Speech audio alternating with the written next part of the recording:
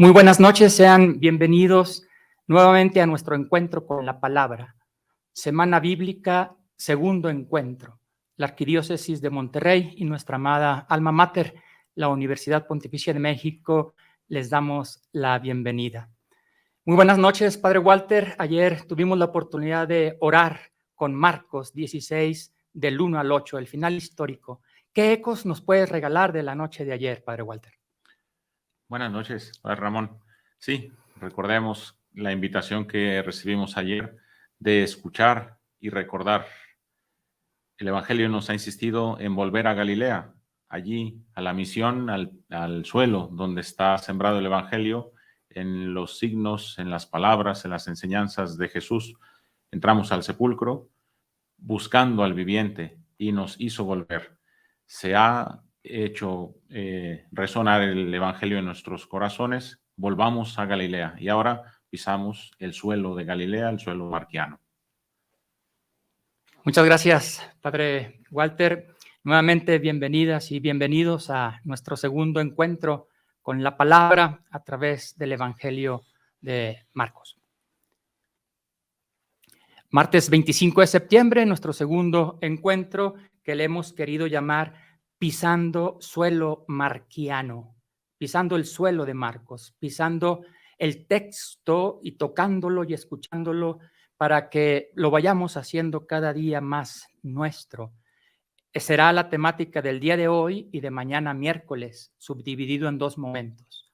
Hoy queremos referirnos al suelo marquiano desde una característica científica que se llama edáfica. La edáfica es la ciencia de biología que estudia los suelos. Entre mejor compuesto químicamente esté un suelo, mejor será el fruto que ese suelo pueda brindar. Le llamaremos pues edáfica marquiana, suelo de Marcos. Édafos en griego significa precisamente eso, suelo. Pero para llegar al suelo de Marcos tenemos que ir primero al subsuelo para recorrer las etapas, enseguida el origen y luego al texto mismo. Para esta noche hemos escogido como símbolo, como ot, decíamos ayer, esta expresión simbólica de los profetas de Israel, la parcela. Te invitamos a que pienses en la parcela, un lugar que se prepara para que la tierra esté lista para recibir la semilla y luego tener todos los cuidados del sembrador y esperar también la bondad del buen Dios que hace salir el sol sobre buenos y malos y que hace que llueva para justos e injustos. Pensemos en la parcela e imaginemos el texto de Marcos como esa tierra.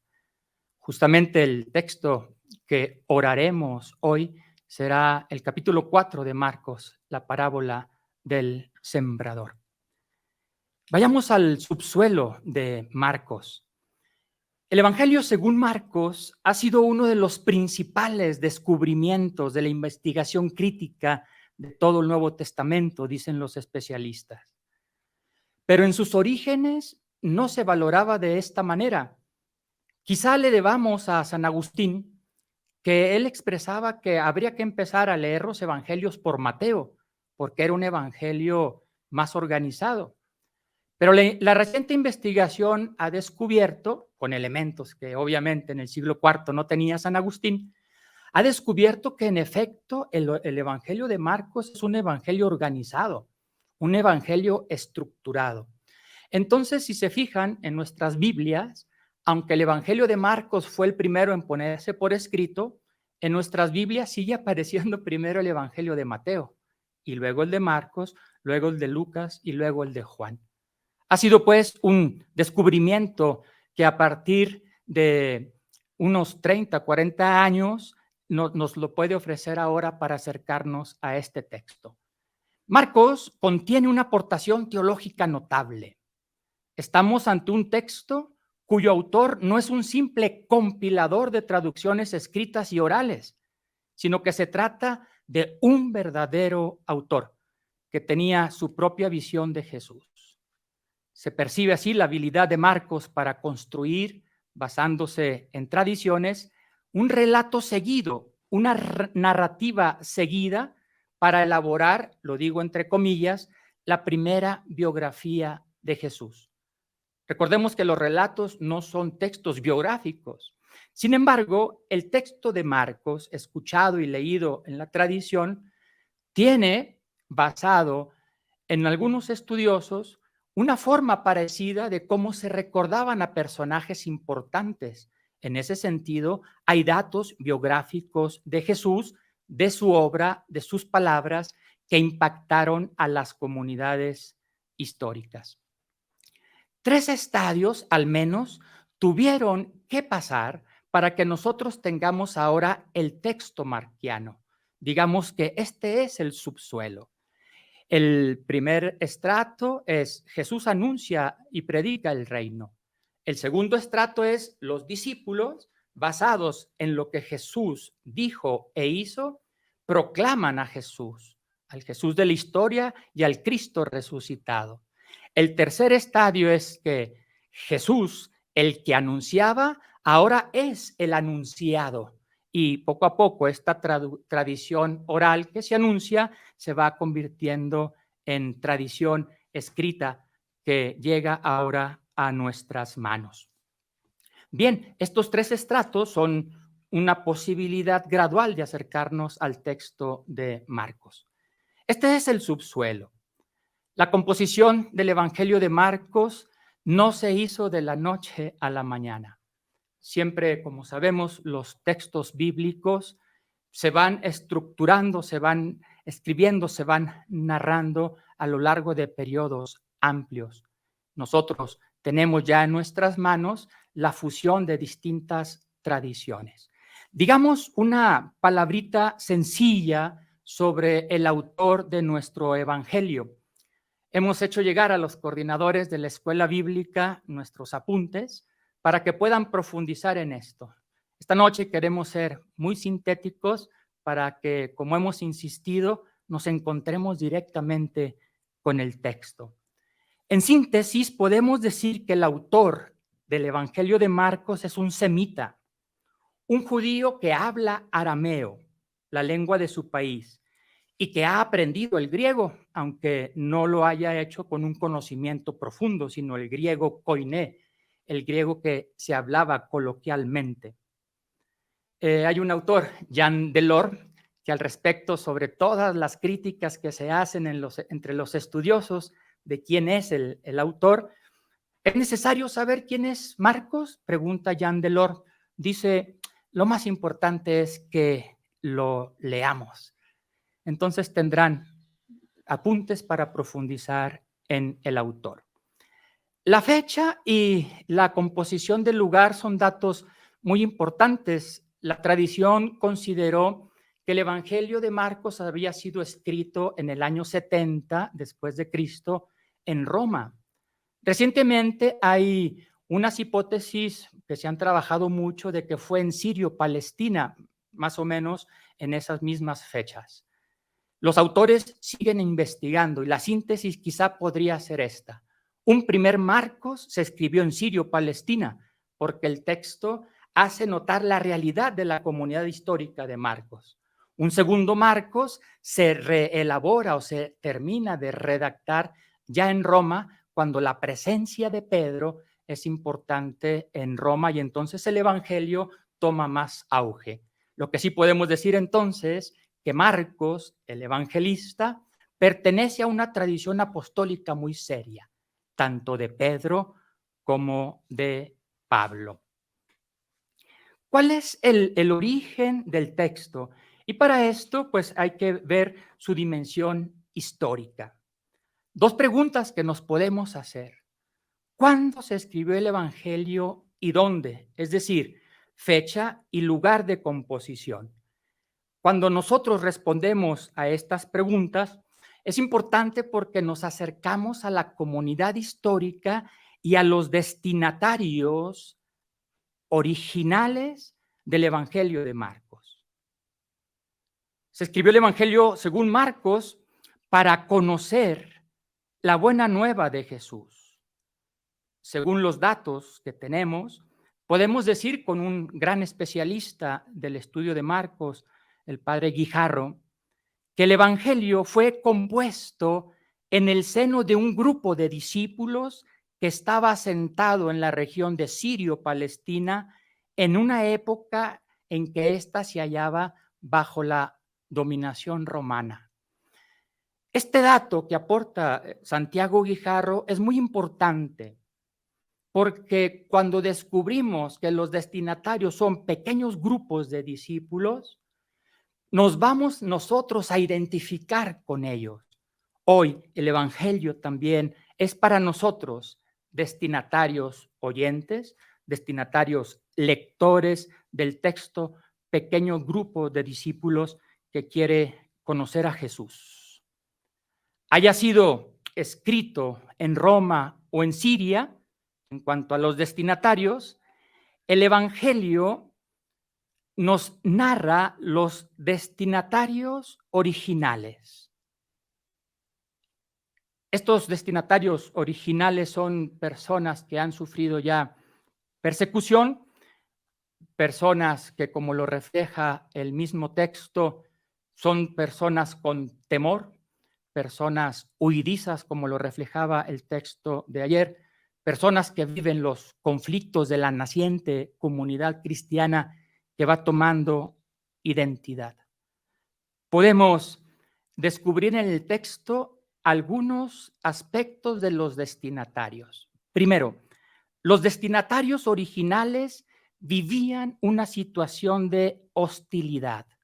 Esto se va a reflejar especialmente en el capítulo 13 del Evangelio de Marcos, en el discurso escatológico. Otro elemento importante para ver los destinatarios es la casa. La casa en Marcos representa una estructura básica que servía de soporte y de referencia donde se reunían a recordar los dichos y los hechos de Jesús.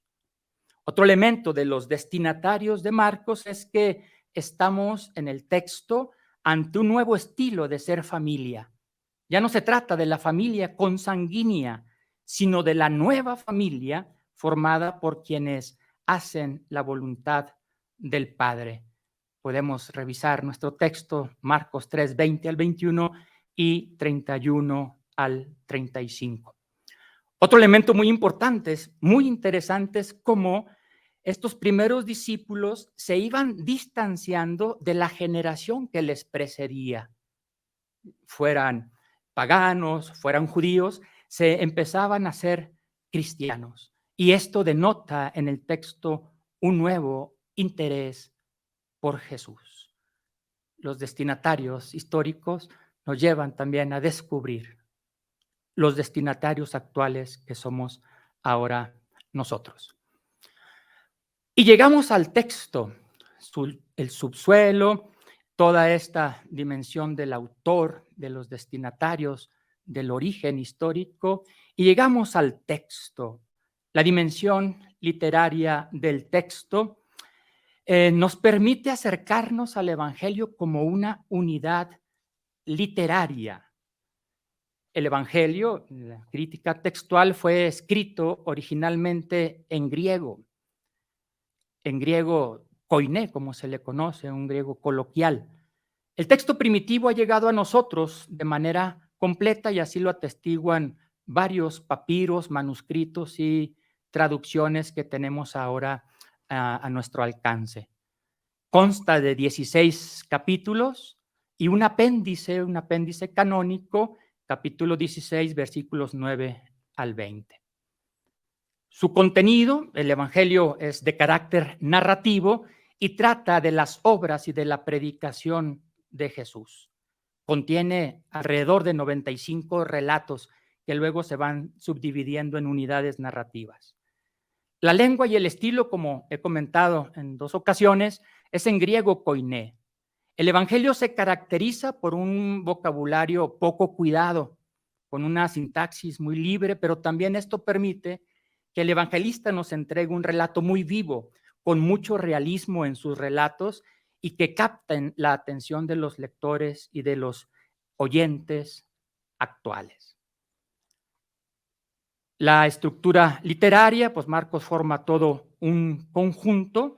La obra comienza con un sumario o un anuncio desde Marcos 1:1 y luego dos divisiones, una división muy importante, dos partes. La primera parte, Jesús, y la segunda parte, Jesús Mesías, pero un Mesías sufriente, un Mesías que dará la vida en servicio por todos. El género literario, estamos delante de una obra interpretada teológicamente, cuya fuente e inspiración ha sido la historia teológica del Antiguo Testamento. Marcos es un fruto logrado de un proceso dinámico que tiene su raíz en el hecho de Jesús histórico, pero que ha sido reflexionado por el querigma y en la catequesis de las primeras comunidades cristianas. Este es a grandes rasgos el subsuelo del Evangelio de Marcos, la historia y también los destinatarios y su estructura literaria. El día de mañana seguiremos pisando el suelo de Marcos con el discipulado y las distintas relecturas que se pueden hacer en la actualidad sobre nuestro Evangelio. Hemos hecho un recorrido edáfico, edafos suelo, sobre el texto de Marcos. Ahora, lo que más nos interesa, el plato fuerte, el platillo fuerte de nuestro encuentro, tocar, escuchar, entrar, pisar el suelo marquiano. Por eso ahora le pido al Padre Walter que nos dirija una oración para luego acercarnos a Marcos capítulo 4, la parábola del sembrador. Adelante, hermano, con la oración y el texto. Muchas gracias, Padre Ramón, por esta contextualización tan rica de los elementos generales para ubicar el Evangelio de Marcos en sus orígenes. Nos ayuda porque nos sensibiliza ante la importancia de esta obra desde el origen. Vamos ahora a disponer nuestro corazón para el encuentro directo con esta palabra. Oración a la palabra de Dios. Eres libro vivo, libro palpitante. No eres letra muerta, sino sangre caliente, engendradora de vida.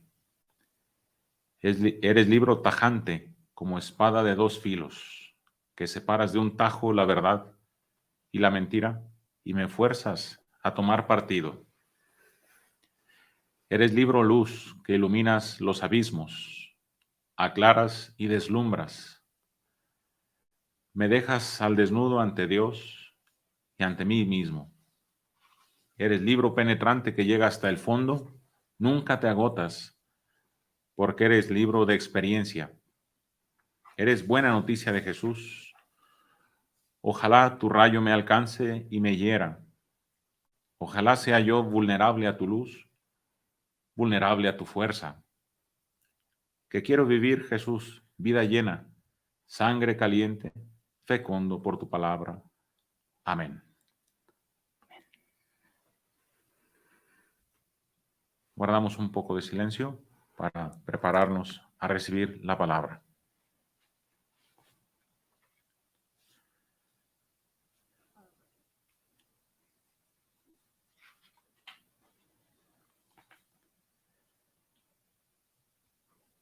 De nuevo se puso a enseñar a orillas del lago. Acudió a él tanta gente que tuvo que subir a una barca que había en el lago y se sentó en ella, mientras toda la gente permanecía en tierra a la orilla del lago. Les enseñaba muchas cosas por medio de parábolas. Les decía enseñándoles: escuchen. Salió el sembrador a sembrar, y sucedió que al sembrar, parte de la semilla cayó al borde del camino. Vinieron los pájaros y se la comieron. Otra parte cayó en terreno pedregoso, donde no había mucha tierra. Brotó enseguida, porque la tierra era poco profunda, pero en cuanto salió el sol se marchitó y se secó porque no tenía raíz.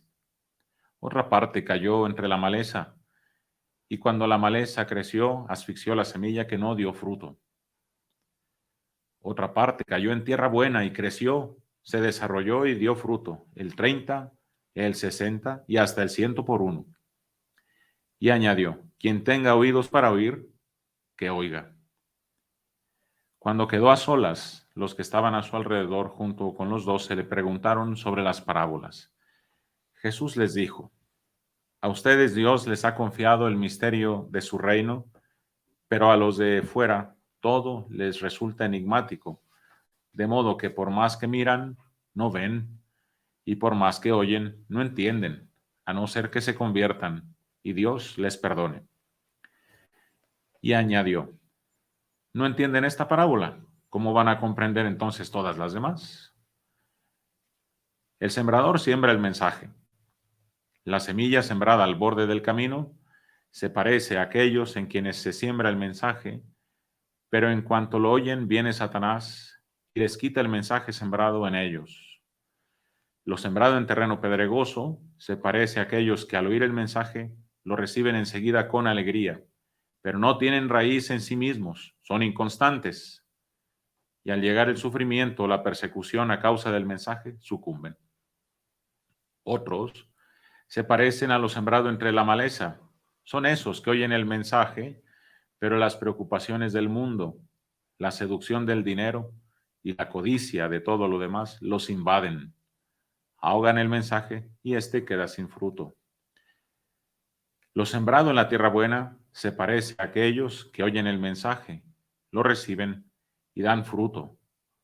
Uno 30, otro 60 y otro 100. Vamos ahora a hacer el ejercicio de los días de esta semana bíblica. Recuerden la importancia de tocar el texto y de dejarnos tocar por él. Primero hay que escuchar el texto. Todo empieza por escuchar. En casa, alguien puede proclamar el texto y los demás escuchar. Nuevamente escuchar.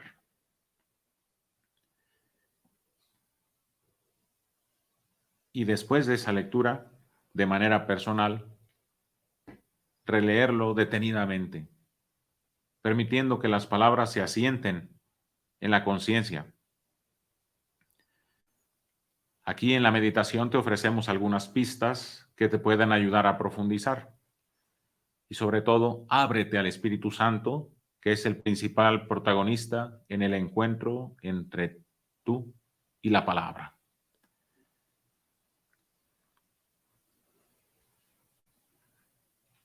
Vemos nuevamente el texto y dejamos un momento de silencio para que se vuelva a leer.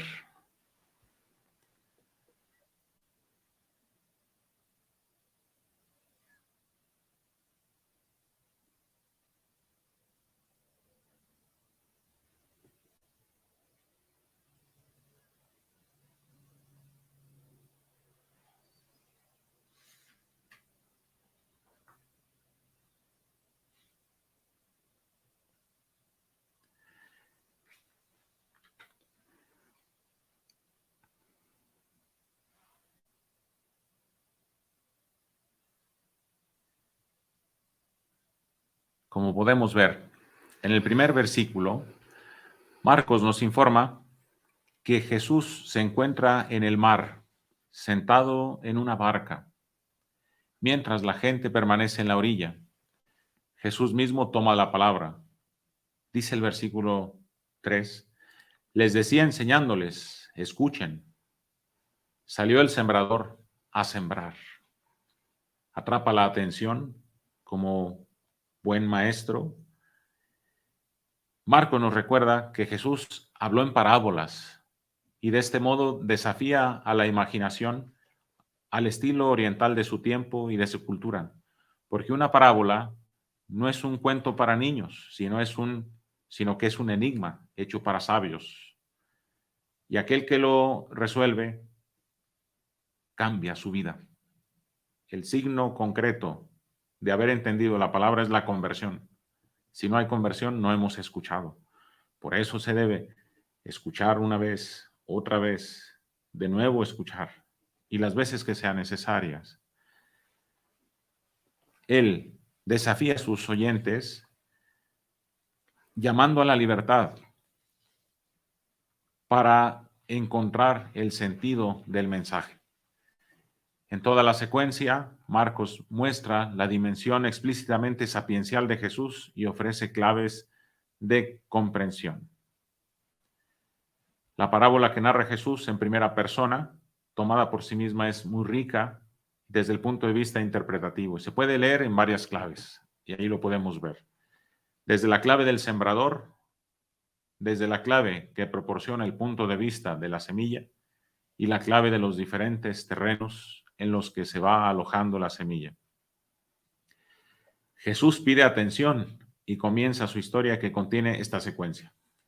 Jesús narra la parábola sobre la semilla. En este aspecto podemos resaltar lo siguiente. Hay 3 escenas de progresivo éxito, a pesar de los fracasos de cada ejemplo concreto. La secuencia es optimista y lineal, y la cuarta escena narra el éxito de la semilla cuando cae en tierra buena, y es una invitación concreta al oyente, ser tierra buena, que rompe la lógica, y el mismo final vuelve a una secuencia gradual. Jesús narra esta parábola para invitarnos a confrontarnos, a revisar el terreno de nuestra vida, de nuestro propio corazón. Los discípulos le preguntan por el sentido y Jesús responde con dichos paradójicos y con una cita enigmática de Isaías, que invita a escuchar precisamente. Por más que miran, no ven, y por más que oyen, no entienden, a no ser que se conviertan y Dios les perdone. En otro de los sinópticos dice que están embotados, tienen su mente y su corazón embotados.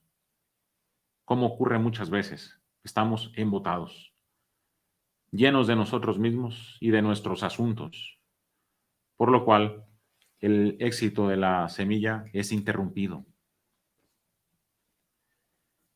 La pregunta de los discípulos desencadena unas palabras de oposición por parte de Jesús, y esta cita de Isaías va a lo profundo del oyente para cuestionarlo en su embotamiento. ¿Acaso estás embotado y no estás escuchando porque estás demasiado metido en lo tuyo? Y vienen las paradojas. La explicación de la parábola da clave de lectura para entenderla en el conjunto. Jesús narra la parábola parecida a la primera, pero cambia el sujeto de la semilla a los terrenos, que es lo que le interesa. Porque la semilla y su fuerza está garantizada. La palabra ya está dada. La respuesta depende de aquel que cultiva su tierra. Y es una opción personal. Trabajar o no trabajar. Dar frutos o no. Ser tierra buena o ser un pedregal. O estar llenos de malezas, como a veces está nuestra vida. La siguiente narración se centra en los terrenos. Es pobre y confusa, pero responde puntualmente a las expectativas de los discípulos. Jesús se reserva el gran final, que es la tierra buena, para llevarlos a esa invitación, es llevarlos a ese nivel. Hoy podemos, en realidad, revisar el terreno de nuestra vida. Lo podremos hacer en la Lectio Vitae un poco más adelante. El terreno de nuestra vida, de tu vida personal, tu vida familiar y en todos los aspectos. El terreno de tu vida. Como hemos dicho, lo más importante es el encuentro con la palabra y dejarnos impactar, darle respuesta con la vida a este mashal, que es una parábola, es un enigma. Y somos sabios en la medida que nos dejamos impactar por el mensaje. Una parábola no es un cuentito para niños, sino un enigma hecho para sabios, para aquellos que saben responder desde su vida con la conversión, que garantiza la escucha. Ahora, les compartimos algunas pistas de lectura desde las características de los ot. Recuerden que la palabra nos invita a hacer signos de conversión, ot, a mostrar la conversión. En primer lugar, la sacudida. Es un lenguaje en parábolas y Jesús obliga a la reflexión y a la decisión. Al escuchar esta parábola, somos invitados fuertemente a tomar decisiones, tomar conciencia, tomar decisiones y acciones. Porque la vida no cambia solo con buenas ideas, sino con acciones concretas. El escenario es la barca como lugar de enseñanza. Jesús comienza a narrar un hecho cotidiano, pero con la profunda intención de manifestar un hecho espiritual, misterioso, la llegada del reino, la soberanía de Dios que se hace presente ya en sus palabras y en sus hechos. Es decir, el sembrador salió a sembrar y ha sembrado el reino de Dios.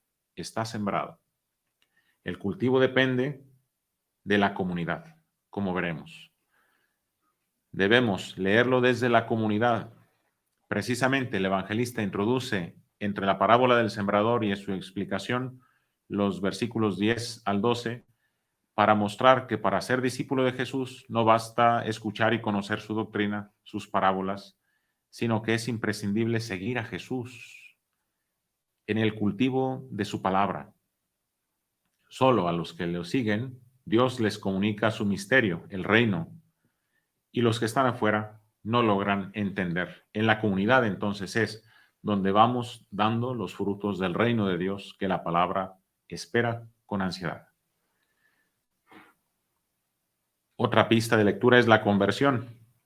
El evangelista pone en boca de Jesús una explicación de la parábola del sembrador para que sus discípulos reflexionen sobre su propia identidad. ¿Qué clase de terreno representan? Y esa es la pregunta de esta noche. ¿Cómo está tu tierra, tu parcela? ¿Y si la estamos cultivando?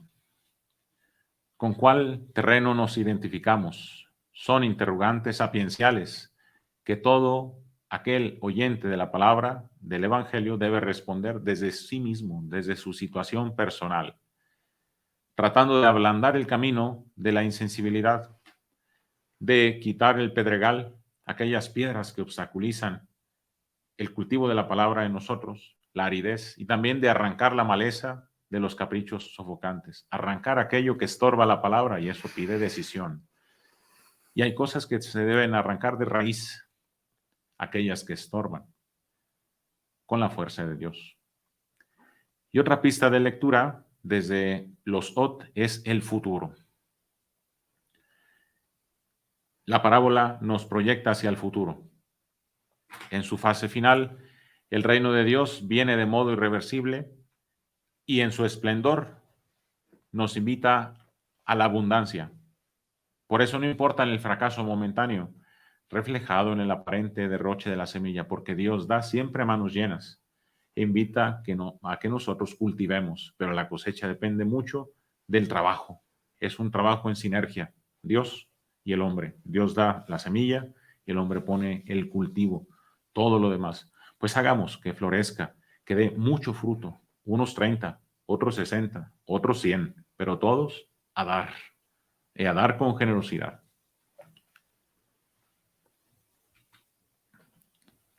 Ahora, Padre Ramón, pasamos al aterrizaje, la lección vitae, que nos ayuda a profundizar, que nos ayuda a asentar desde nuestra vida en acciones concretas la palabra que hemos escuchado. Adelante, Padre. Muchas gracias, Padre Walter, por tu insistencia en acercarnos a la parábola del sembrador como un texto misterioso para los que queremos saborear la palabra y comprometernos. Un texto que nos invita a descifrarlo y no tanto para aprender cosas, sino para vivir de otra manera. Gracias. Es una pasión que te caracteriza a los que te conocemos, querido hermano, Padre Walter. Fíjense, hermanos, que desde niño me llamó la atención esta parábola Y cuando yo trataba de recordar los tipos de suelo, no me venían de manera ágil. Y en alguna ocasión, en una catequesis, descubrí que mi propio cuerpo podía orar para recordarme el tipo de suelo en el que estoy.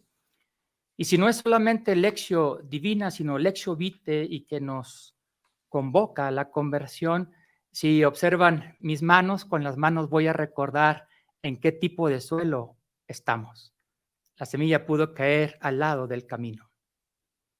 Y en el lado del camino no arraiga. Pero también pudo caer entre las piedras. También esa semilla puede caer entre espinos. Pero el culmen de la parábola es que caiga en tierra buena, para que recibamos de Dios y demos a Dios. Acojamos el reino, seamos constructores del reino. Te invito a hacer este ejercicio ahí en casa para recordar como una mnemotecnia de sabios, de pequeños sabios, sapere saborear, y recordar en qué tipo de suelo está cayendo la semilla del mensaje. Al lado del camino, entre piedras, entre abrojos o maleza, o en tierra buena. ¿Cómo identificas estos 4 tipos de suelo en que cae la semilla? Jesús nos habla de estos 4 tipos de suelo, pero recuerda que el Evangelio de Marcos está hecho para ti, para mí, para que lo escuchemos. Los destinatarios históricos tuvieron una comprensión de esta parábola y este mensaje. 21 siglos después somos tú y yo. Te dejamos esta tablita para que la puedas llenar con tu palabra y con tu experiencia. ¿Qué, dónde y el significado? El qué, pues es la semilla que es sembrada. El dónde, ya vimos estos 4 tipos de suelo: al borde del camino, verso 4, en el terreno pedregoso, verso 5, entre la maleza, el verso 6, y la tierra buena, en el verso 8. Y aquí es donde está, decíamos, el plato fuerte, ¿verdad?, de nuestra noche. Volver al texto, releerlo, desempolvar nuestra escritura y tocar con nuestras manos el texto.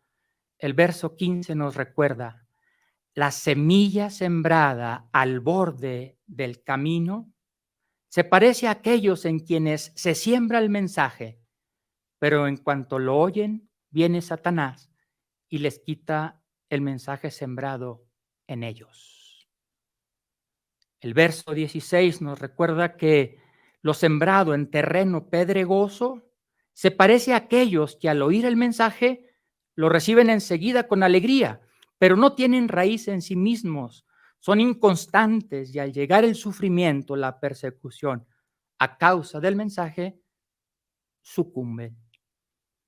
A partir del verso 18, la maleza. Otros se parecen a lo sembrado entre la maleza. Son esos que oyen el mensaje, pero las preocupaciones del mundo, la seducción del dinero y la codicia de todo lo demás los invaden, ahogan el mensaje y éste queda sin fruto.